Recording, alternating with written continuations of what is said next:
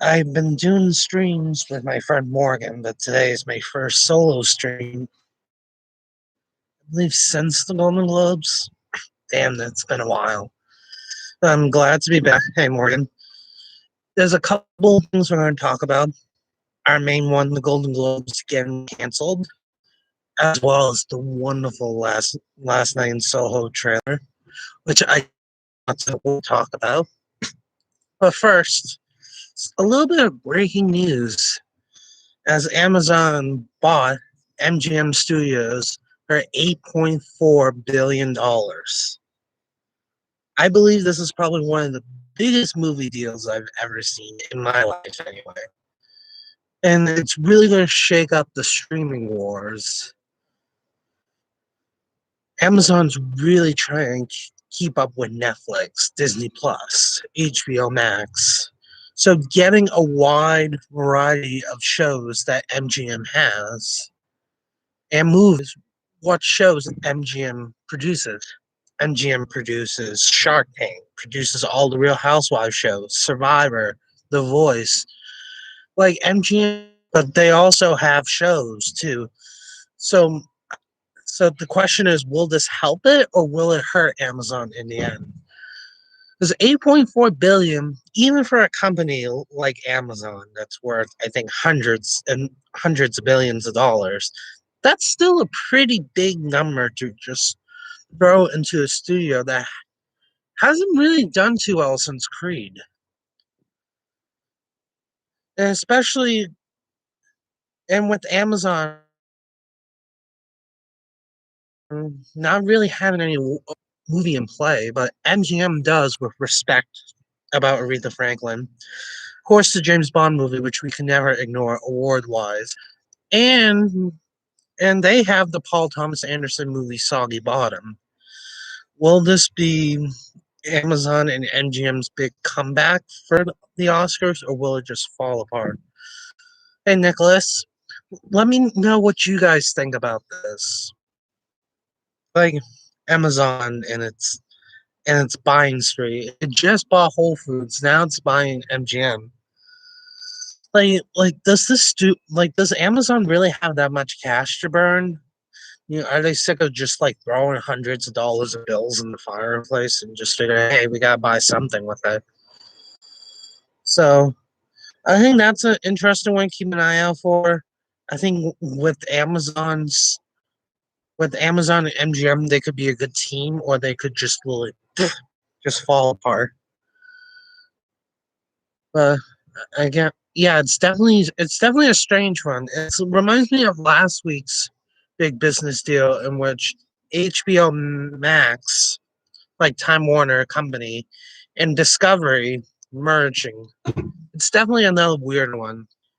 It's been a weird year for business stories. Like I can't exactly put my finger on why this is happening. Everyone's saying COVID, which is understandable, but I don't think COVID would really encourage people to be like, hey, buy this, buy that. We'll see. We'll see if they can keep up with Netflix and HBO Max's money machines. And we'll see if it actually will make a difference in award season. Now, talking about something that will make a difference in award season, our main topic, Golden Globes, canceled, axed, kaboo, thrown in the garbage can. Other analogies that I can't think of. The Golden Globes are gone. NBC pulled the plug on it like 2 weeks ago. I meant to do a video. I was sick. But yeah, the Golden Globes are completely out of this year's award season. Now, I know a lot of people saying it's a joke, which Nicholas just said.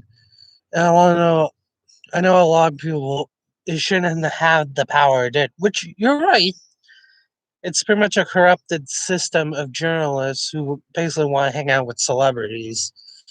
And there's a lot of money, corruption, bribery scandals. No black members in over 20 years. Like I could go on and on about the horribleness of the Golden Globes. And believe me, there's a lot to talk about. I think my favorite example is the 2011 Golden Globes, in which they nominated Burlesque, Red, and The Tourist, despite having marginal reviews, which tells me that apparently Sony paid a bunch of money to get those nominated. And of course, this year with music, you cannot tell me that was not bought. Like, there's no way they would have nominated that otherwise. I'm sorry. But again, they can't be ignored about the power they have. They were the second biggest award show on television. Their nominations and wins often gave people boosts for the Oscars. And now not having them, it's really going to change how the award season works. Because basically, with the Golden Globes, we have a template of like nominations, what the industry likes.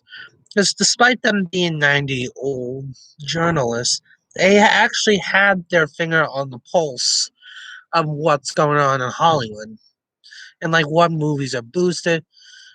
Because they gave Bohemian Rhapsody best drama. But yeah, here's the thing: the SAGs didn't have to follow what the Globes did, and the Oscars didn't have to follow what the Globes did, but they did. So their power was huge. And it's interesting to not have it. It's basically we're going to be flying blind going to the Oscar nominations because the Globes are gone. You have BAFTA and their weird voting system, which results in different nominations and unexpected. And then you have SAG and their unpredictability too. We're completely flying in blind in terms of nomination. Wins will probably have a better direction. BAFTA lately has been right on the nose with Best Actress and Best Actor recently.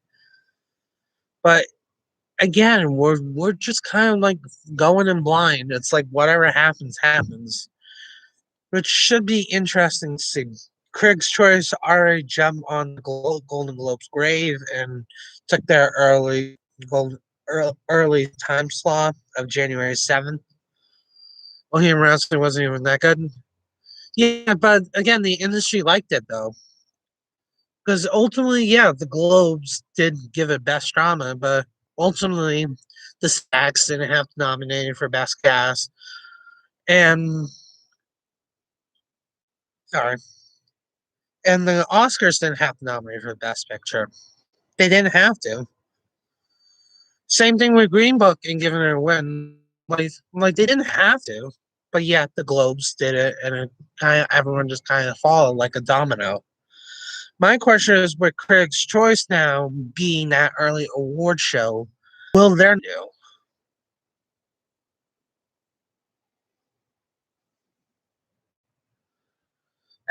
That's my question is will their nominations affect the Oscars? Because their Best Picture category, they always have 10 nominees. And this year, the Oscars are going to have 10 nominees. So will they match? Will they not match? It'll be interesting to see what happens with that. I didn't hate Green Book, didn't love it either. That's exactly my point. But ultimately, the industry liked it. You don't have to agree with it, of course, but the industry did. So, comment what you think is going to happen with the. Comment what you think is going to happen with award season without without the biggest predecessor. Will the Golden Globe will the Oscar nominations be impacted differently? And also, one more thing: musicals and comedies. They're the only big award show that actually recognized it, and now it's gone. It's completely wiped out of commission. So, so, so movies like In the Heights, West Side Story, they're gonna have an even harder time getting to the Oscars now. Do I think that In the Heights is possible? Yes. Do I still think West Side Story is possible? Yes. But without the goals, it's gonna have an even harder time than it normally would. I don't do early Oscar predictions. I kind of do too, but I kind of treat it more as like my most anticipated list. But I think it's interesting to keep in mind that without this award show, it's going to cause a huge domino effect on the Oscars. And who knows? Maybe we might not need the Golden Globes anymore. They're probably going to come back in 2023, but we might not need them. We'll see. And so it'll be interesting to see what the hell happens with that. Um,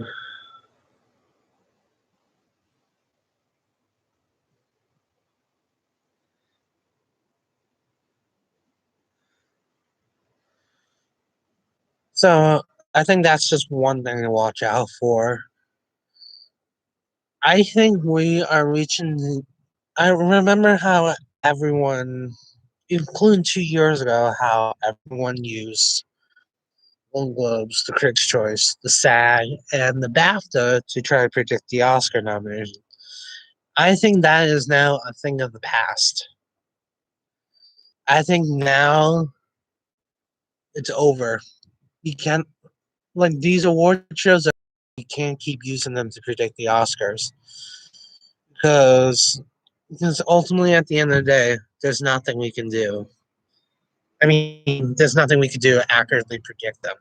So the history of using other award shows to predict are done, over, finished. What do you think is the worst show of 20? I don't really focus on the worst. I mean, I'm pretty sure everyone is like, "Oh, I have worst movie already," or "I have the worst trailer ever." Honestly, I could care less about what's the worst. And personally, I would like people to stop asking me what's the worst trailer, what's the worst movie, what's the most overrated movie. It's like I don't care. I'm sorry, I don't.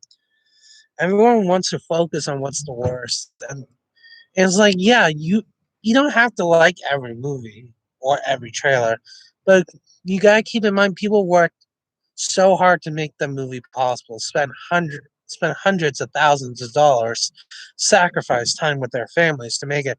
Like ultimately, it doesn't work out, which is fine. But if we just keep focusing on what's the worst, are we gonna really enjoy what's the best? We're gonna. uh, Venom 2 is the worst trailer of 21. I haven't even seen the trailer yet, so I can't tell you that. But yeah, I just wish people would just stop asking about what's the worst movie, what's the most overrated movie. Like, just enough already. Who cares? There's my favorite topic of the day. We're going to talk about last night in Soho trailer. Yes. I'm not a big fan of horror movies, as I mentioned before. Like, I really do not like horror films at all. But this trailer, my God, looks like anything with Anna Taylor Joy in it, you already had me. Like, okay, you don't have to convince me anymore. Anna Taylor Joy's in it. You could have my money already. But Edgar Wright's doing this movie, and Thomason McKenzie's in it, and the cinematography looks so good, and it's just a pretty movie to look at. It's just like, here's all my money. Take it. Please, Edgar Wright. Please focus features. Just take my money. Take it. Take it. It's all yours. Looks amazing. It's my most anticipated movie, 2021. Now it is for me now that I saw the trailer. Like it was on the radar for me, but now I'm just like, yes. I definitely think this is an awards movie. I know a lot of people dismissing their award movies' chances because it's a horror film, which is fair. But keep in mind Mad Max Fury Road and Promising Young Woman and Get Out and District 9, those movies aren't really Oscar movies, and yet they still got nominated for Best Picture. So I think dismissing their chances of getting Oscar nominations is just stupid. You mentioned in your streams, Memo, you're not a big horror fan. I'm not.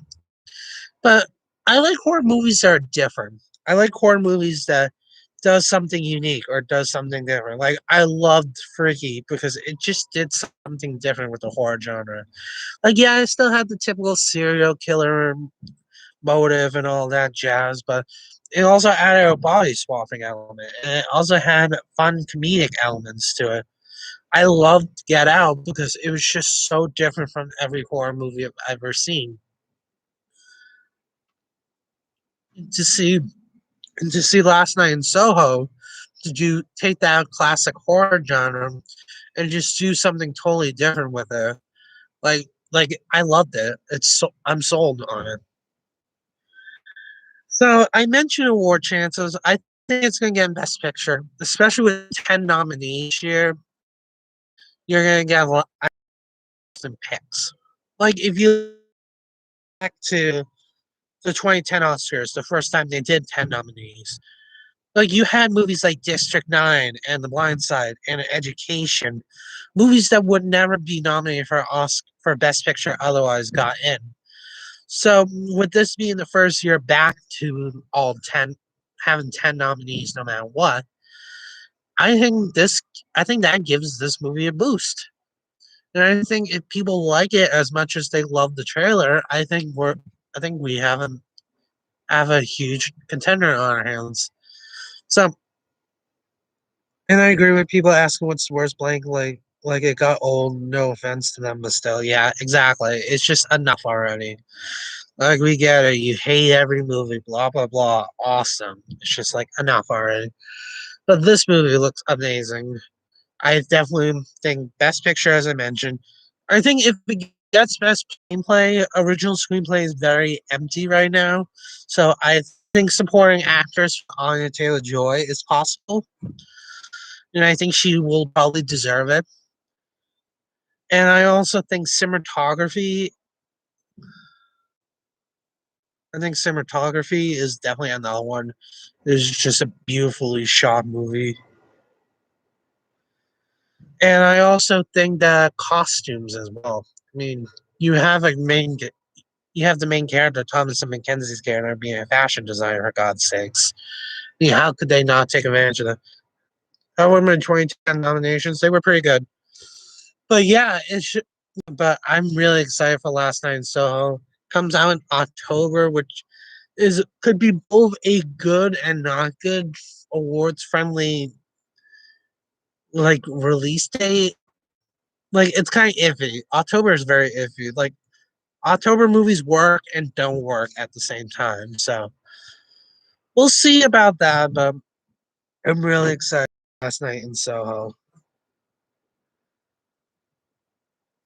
And there's one more thing I want to talk about before we sign off for the night. Well, for the week. Because I think I'm going to do these streams once a week. Just talking about big movies, movie stories, more award story, like big entertainment stories like that. And do one. I'm also going to do Emmy nominations. I'm not huge in TV. Like that's definitely my weaker section, I think but I think it's worth talking about and it's worth mentioning. Oh, here we are. Now, as I mentioned before in previous videos, I actually run my own awards body called HTPA, the Hollywood Twitter Press Association. It's a bunch of movie fans coming together to make nominations for movies and TV. It's kind of like what we would want to do. Because I feel like because I feel like awards bodies get it right and get it wrong in terms of what they nominate. I think the Planet Apes trilogy. I like Planet of the Apes. I wish it got more nominations. I wish it got recognized a little more, especially for Andy Serkis. So so recently we we did nominations for 2018 film, Year Green Book, Year Bohemian Rhapsody. And I thought I would share a few of those nominations before they're officially posted. They're officially announced. So let's start with Best Score. The nominees we have for Best Score are Black Panther, First Man, If Beale Street Could Talk, Mary Poppins Returns, and Roma. For Best Original Song, we have All the Stars from Black Panther, Always Remember Us This Way from A Star is Born, The Place Where Lost Things Go from Mary Poppins Returns, Shallow from A Star is Born, and Girl in the Movies from Dumpling. For Best Original Screenplay, we have Eighth Grade, The Favorite, Hereditary, Roma, and Sorry to Bother You.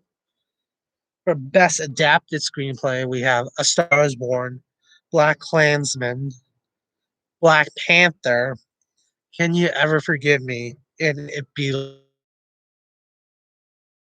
Street Could Talk.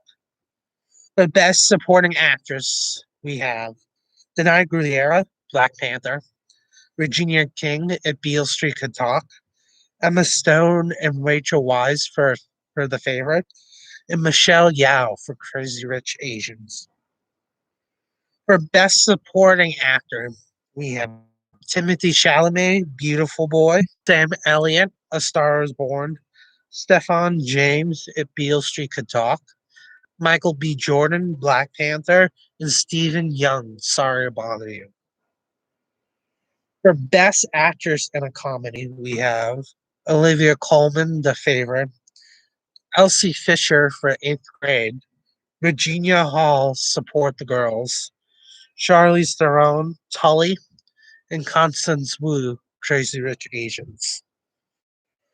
For Best Actor in a Motion Picture, Musical, or Comedy, we have Christian Bale for Vice, Henry Golding for Crazy Rich Asians, Nick Robinson, Love Simon, Thomas Savalos, Send Your Own My Love,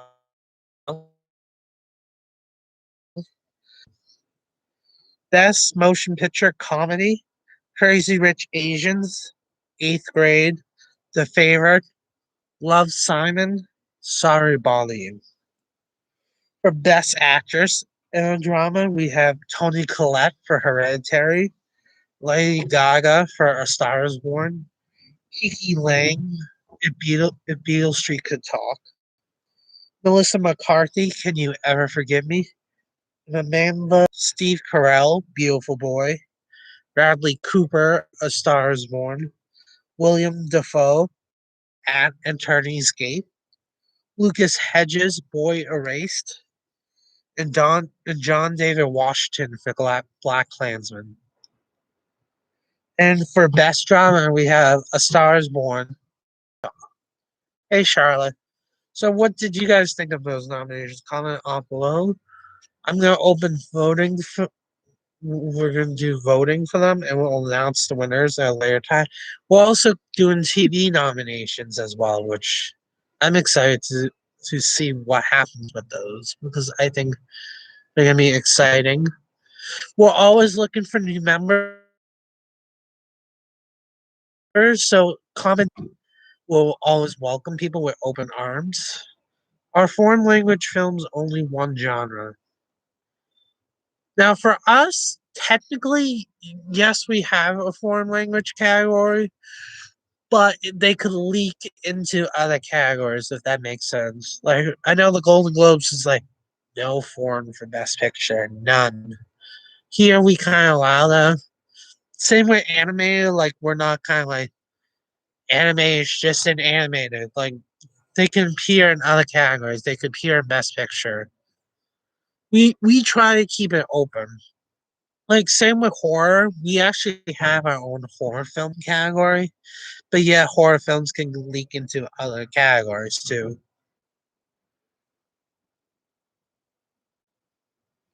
So so do you guys have any other questions or other things you want me to talk about before I wrap up on something here? As I mentioned before, uh I'm gonna do live reactions to the Emmys. I'm probably gonna do predictions probably in the next 2 weeks from now. I'm also a fan of Dancing with the Stars, so I will be doing a Dancing with the Stars cast predictions as well. Not my dream, but favorite movie of 2018. I have two. I love The Favorite and I love Sorry to Bother You. Those two are my favorites of the year, of that year, of 2018. I really think both of those movies are fantastic and I think they deserve to be recognized a little more. Especially Sorry to Bother You. The fact that movie got snubbed is just a damn shame. My favorite is Burning. Burning's a great movie too. Like that should have got recognized more too.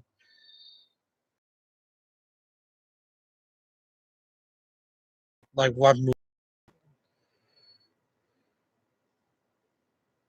Um, most anticipated film of 2021 and 20.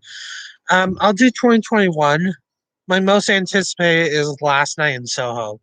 That's easily my most anticipated film. It looks amazing. I can't wait to see it.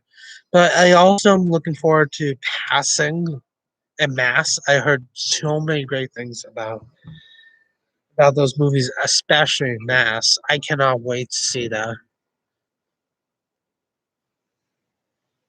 The most anticipated is Dune. Oh, 2022, the Batman. Yeah, that movie looks good. I'm excited to see what Robert Pattinson does with Batman, especially considering that's a role that's kind of been there and done that. The most anticipated is Dune for this year. Yeah, Dune Dune looks amazing. I mean, you look at the cast and what's behind the scenes. It's like hard to not be excited for that.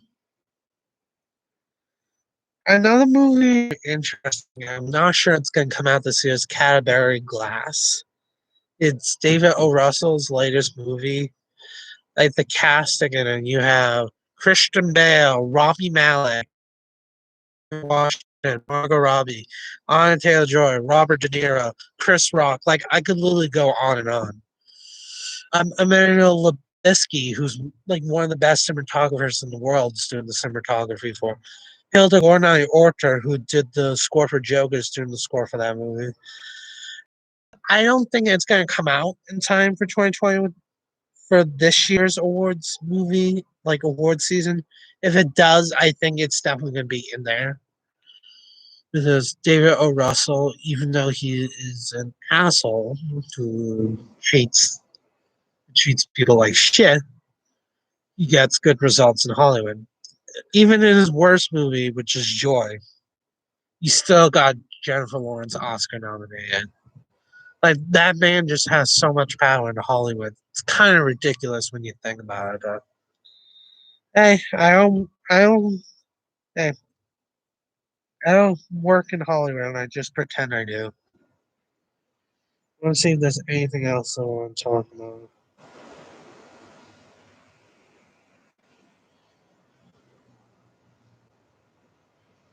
Right? David Russell did Civil Rights Playbook, right? Yes, he did, and he did American Hustle too. Actually, now I got something. Since we're on the topic of David O. Russell films, I did not think Jennifer Lawrence deserved her Oscar for Civil Lines Playbook. I'm sorry. I think like she's a great actress, but I think she's overrated in the sense that everyone's calling her next Meryl Streep. Like she's definitely not Meryl Streep. And like your Joy was very generic. I like with Joy, you feel like you've already seen that movie before you get 10 minutes into the film. Like I get where it's going. I liked American Hustle. I liked Silver Linings Playbook. I just don't think Jennifer Lawrence deserved her Oscar. I'm sorry. I know people are gonna fight me to death, but I really think she's overrated in the sense that people are calling her the next Meryl Streep. I think if anyone's the next Meryl Streep, I mean this in the best way, it's Viola Davis. That woman can act like nobody's business. I think Viola Davis is the next Meryl Streep. And I hope she gets more great work like Fences, like Ma Rainey's Black Bottom. Like she deserves that.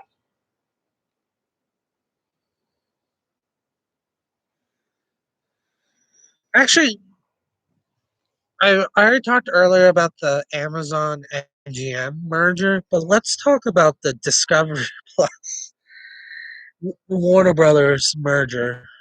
My favorite from 2020 was Minari, mine too. The strangest merger in probably the history of business ever. Discovery Plus has Food Network and Animal Planet and Lifetime and TLC. Yeah, that's merging with HBO and Warner Brothers and CNN and Time Warner. It's a very strange merger. Jennifer Lawrence, the most overrated celebrities list. I would agree with that. Like she's a great actress, but I just don't think she's the hype that everyone says she is. Like, like again, it's just like people are calling the next Meryl Streep. Like, stop it. Like that to me makes no sense. I have an interesting topic.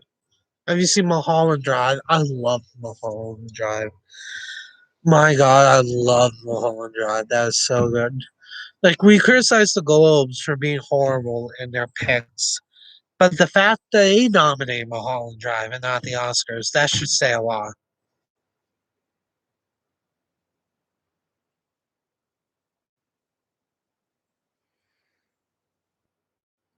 This is us ending after season six, about the right time. The creator Dan Fogelman said that he wanted to end the show at season six.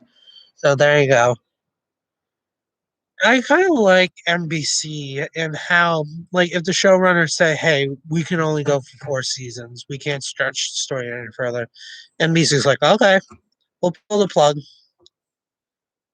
I like how NBC is willing to say, "Hey, you want the story to end here? We'll end it there for you." Like they know not to milk a cow for as long as it could. I wish ABC would learn that with Grey's Anatomy. How is that show still on after 18 seasons? How? Like it's literally like a soap opera. It will never die, no matter how hard you try to kill it. Like damn. Like wouldn't Alan Pompeo want to do something else? Like, geez, it's just like it's ridiculous, honestly. Um. Oh, I just finished the limited series Underground Railroad. Fantastic.